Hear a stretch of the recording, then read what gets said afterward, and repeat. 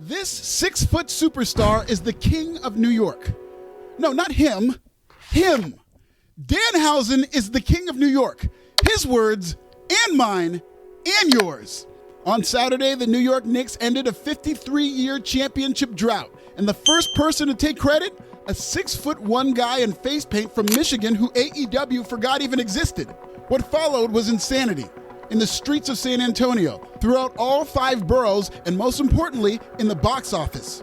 Already WWE's biggest cash cow in only 3 months, Danhausen will be the centerpiece of a merchandising deal with TKO and the New York Knicks. These days, ESPN gives Danhausen more TV time than Stephen A. Smith. Reddit is losing its mind. Twitter is in a tizzy. All for a comedy character who became the spiritual mascot for the most feel-good sports story of 2026. So who is Danhausen? How did we get here? And why is this another indictment of Tony Khan's failure to make transcendent stars, even when they fall right into his lap? Subscribe in Swahili. Danhausen's story starts in the Indies in 2013. In short order, he became the ray of light of the independent wrestling scene, where the surreal and avant garde are celebrated over the polished and proper. Billed at 6'7" from someplace far away, Danhausen could have easily been dismissed as another failed face-painted wrestler in an industry full of them. But instead of being another missing link, the Detroit native found his voice through tours of Black Label Pro, Capital City Championship Combat, and his first big break at Ring of Honor in 2021. Now a seasoned veteran, Danhausen was a fully formed comedy character whose gimmick was less about catch as catch can and more about curses. He claimed to have supernatural powers, the ability to shoot lightning through his fingertips, and most importantly, he could curse. Not like Sam Jackson, but more like John Madden, whose latest victim is Caleb Williams of the soon-to-be 0-17 Chicago Bears. Typically, Danhausen's brand of hocus-pocus gimmickry is dismissed among the highbrow indie fandom as silly sports entertainment. But Danhausen didn't take himself too seriously, and he nuanced his act with enough absurdity and insider references for hardcore fans to suspend their disbelief. It didn't take long before Danhausen became a standout and a top draw on the indies. And when Tony Khan purchased Ring of Honor, Danhausen became All Elite. Now, this is supposed to be the section where I tell you that Danhausen was a complete failure in AEW and how Danhausen was an afterthought in Jacksonville. But this simply isn't true. Danhausen was one of AEW's biggest stars. Unfortunately, they were the last ones to find out. Danhausen was every bit the merchandising sensation in AEW that he is in WWE. He was a top merch seller before he even appeared on television. When he did make it to TV, his Midas touch was Brunson-like. By 2022, Danhausen was the best-selling wrestler in all of AEW, even above top stars like CM Punk and MJF. Tony Khan had struck gold. Then he struck out. Danhausen's success in AEW would become a theme with the character. More with less. Danhausen wasn't known for cool moves or even great promos. He was just a vibe. A vibe who needed minimal TV time to create maximum merchandise sales. This is a booker's dream come true, but Tony Khan's handling of Danhausen was nothing short of a nightmare. What I'm about to share is one of the craziest stats I've ever seen in pro wrestling. Danhausen was with AEW from 2022 to 2026.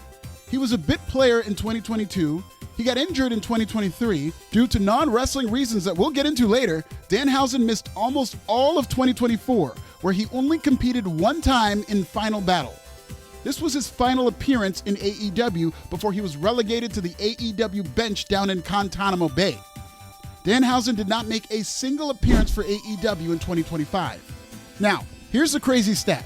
Despite his lack of usage, Danhausen was a top 15 merch seller every year he was with AEW. Danhausen was number 1 in 2022, number 4 in 2023, number 3 in 2024, where he only appeared one time in ROH, and number 13 in 2025, where he didn't make a single AEW or Ring of Honor appearance at all. 2 years, 0 TV time, yet in both years, Danhausen still outsold Jon Moxley, who was world champion at the time. A dormant Danhausen was selling t-shirts like Hogan in the 80s or Austin in the 90s. In fact, he outsold Stone Cold Steve Austin himself on Pro Wrestling Tees in 2025 too. This man was moving merch from Guantanamo Bay, yet Tony Khan couldn't capitalize on crossover moments because he doesn't think in mainstream terms. This is the biggest institutional problem with AEW, which is now in search of a new television deal without a single mainstream star on its roster. Good luck with that. Imagine if Family Matters tried to sign a new TV deal without Urkel. Behind-the-scenes drama indirectly hurt Danhausen's booking in AEW.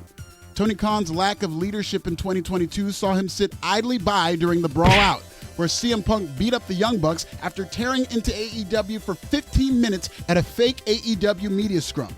This gave way to the Brawl In, where Punk choked Jack Perry a little bit, and the drama devolved into a series of events that alienated another cash cow in Cousin Phil, a friend of Danhausen. In fact, Danhausen's fall from grace in AEW directly coincided with CM Punk's beef with the Elite, which led to a scared-to-death Tony Khan firing CM Punk, AEW's biggest star at the time. In hindsight, Danhausen was AEW's second biggest star, but as a CM Punk guy, he was unfairly punished despite being an undeniable merch machine, all due to Tony Khan's pettiness and lack of creativity. Tony Khan used one of his favorite underhanded booking tactics when he added injury time to Danhausen's contract, thereby tabling the T-shirt titan. But after finally getting his release in 2026, Danhausen found his way to the Fed.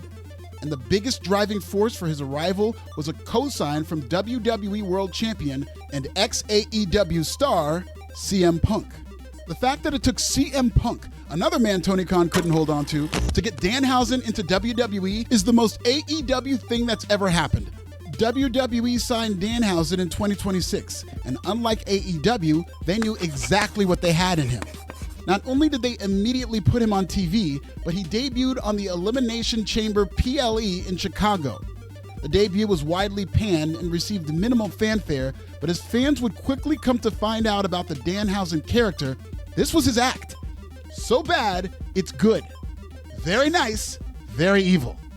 Danhausen turns cringe into an art form, and with the marketing power of WWE and TKO, he's become a sensation unto himself. Danhausen is a top 2 merch seller in WWE. Through WWE's newly inked deal with ESPN, they got him courtside tickets to Knicks games. And at those prices, that's like Willy Wonka's golden ticket of the NBA.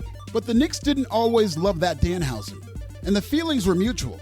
In fact, on the April 17th broadcast of First Take, Danhausen cursed the New York Knicks. I heard that you're a big New York Knicks fan, so unfortunately, you are cursed. Stephen A. Smith, me, and you. This led to the team dropping back-to-back games to the Atlanta Hawks. This had the makings of another disappointing season for the long-suffering franchise. But if his t-shirt sales are any indication, Danhausen likes monies. He can be bought. He's very open about that. And later that month, a Knicks fan paid Danhausen to uncurse the team. Danhausen took the monies and obliged. And guess what? It was the best monies that fan ever spent. All right, Al. I guess I've been paid, so... the New York Knicks. I guess you can be uncursed temporarily until I decide otherwise. The New York Knicks went on to make one of the greatest playoff runs in NBA history. The Knicks won 13 consecutive playoff games, the second longest win streak in NBA playoff history. The Undertaker-like streak vaulted the Knicks into the finals, where they lost their first and only game of their historic championship run.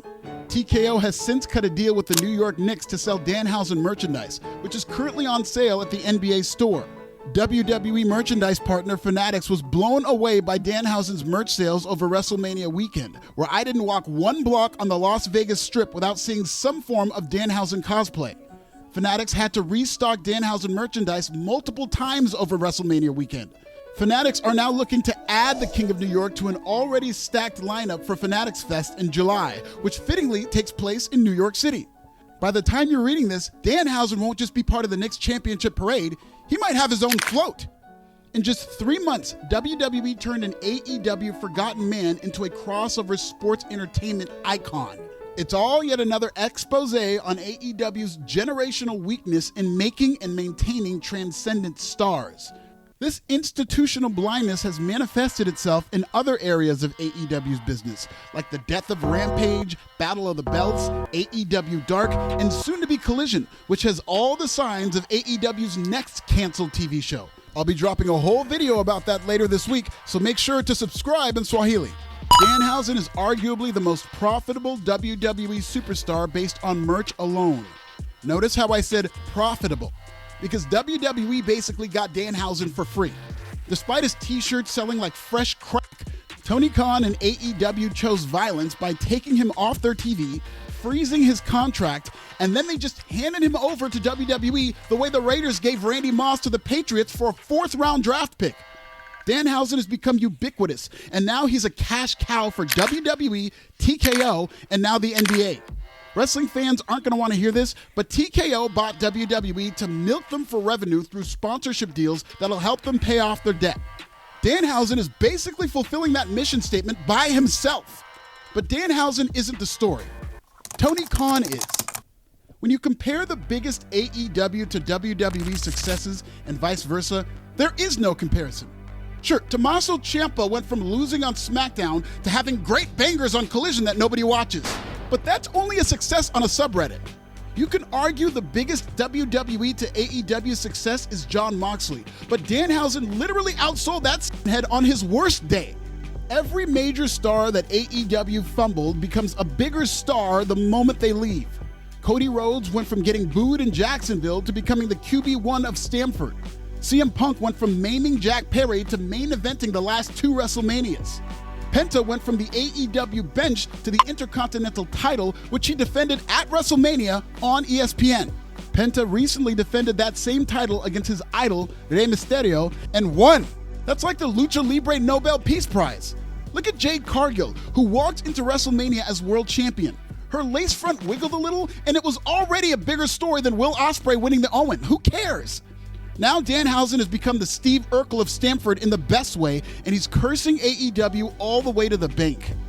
CM Punk's release is like the curse that keeps on cursing AEW. Punk's departure led to lower TV ratings, lower attendance, and lower merch sales, especially after Punk rescued Danhausen.